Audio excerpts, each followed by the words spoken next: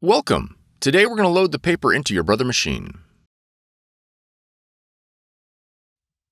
This video will cover multiple models and operating systems. Even though your machine may not match the model on the screen, the overall process will be the same. Remove the paper tray.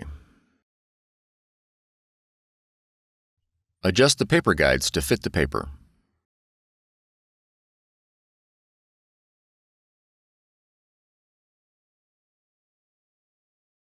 Fan the paper.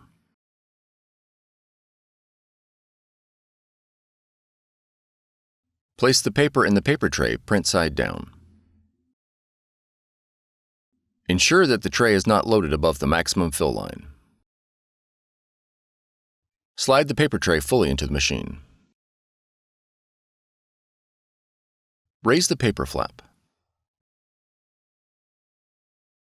For more tutorials, FAQs, and videos, visit us at www.brother-usa.com. If you found this video helpful, be sure to subscribe. Thank you for choosing Brother.